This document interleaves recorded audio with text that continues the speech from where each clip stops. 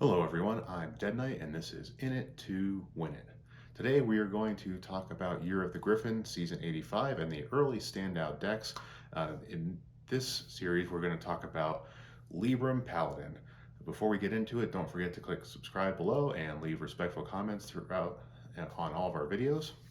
Anyway, Libram Paladin. So this is not a new trick. Libram Paladin has been a pretty quality deck set since Librams were revealed, getting really strong recently with Madness of the Darkmoon Faire. It's come in a lot of different forms, whether a pure Paladin, where you have 30 Paladin cards, or with the Pen Flinger and Animated Broomstick version that was just ravaging the meta before Forge and the Barrens came out.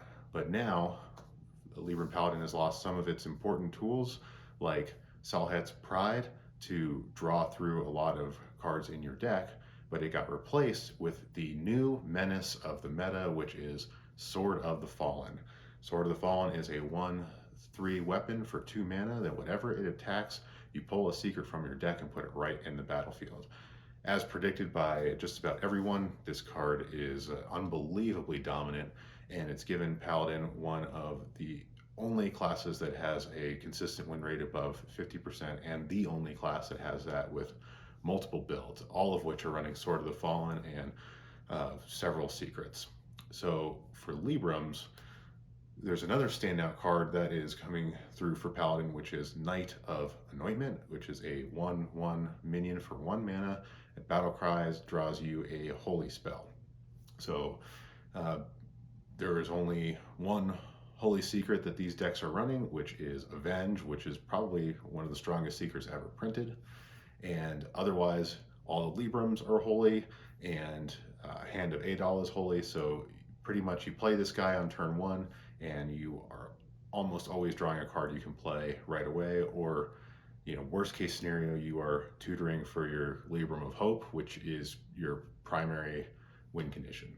So this deck is excelling because it is drawing tons of cards, or getting cards out of their deck for free with Sword of the Fallen, just getting all their resources out at an alarming rate, and then just pummeling you either with the early board presence that you can't get rid of because of the secrets, or because of the Pen Flingers, which is playing free Librams of Wisdom over and over again and pinging the face until you die, or the Libram of Hopes, followed by the Lady Liadrin to get them back and play them again. And sometimes just those cheap 8/8 Divine Shields are just too much. So a lot of different ways to win. The strengths of this deck are obviously the speed that it can generate its resources, and also the flexibility in the way it can win. So it can win early game by just putting too much out there. So opponents need to have some way to fight for the board very early. It can also win with the direct damage from the Pen Flinger, which is really the only way you can beat that, is not only take the board, but then also blow through Paladin before they can recover with their Librams of Justice. That's not always very easy to be able to do both those things.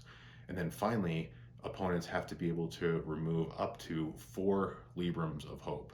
That's not an easy prospect for a lot of decks to be able to do all 3 of those things to beat Libram Pally, which is why it has been such a high performer. So the biggest change here that you'll note is that the standout has been the secret package.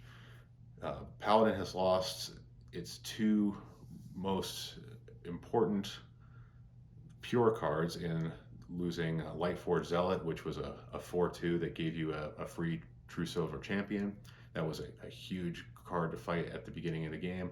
And then also the Lightforged Protector that gave you 5 random Paladin cards as a 7/7 for 7.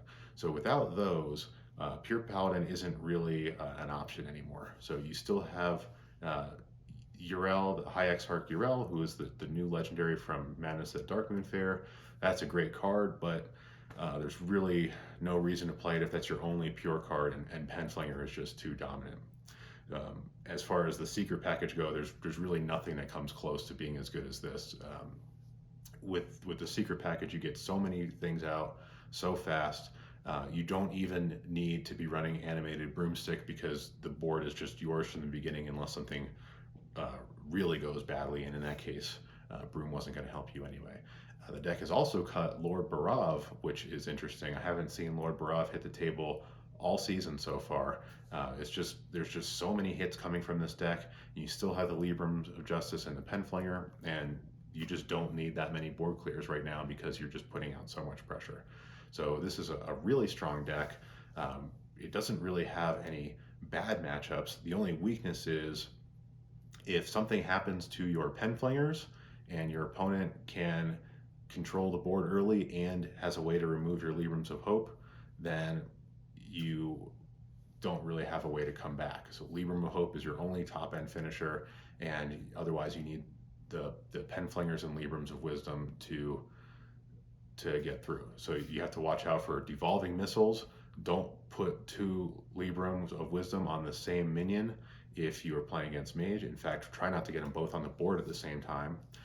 You also need to watch out for mass removal from, say, Controlled Warlock, and otherwise you're pretty much golden here. Most decks are not going to be able to just completely outperform you in the early game.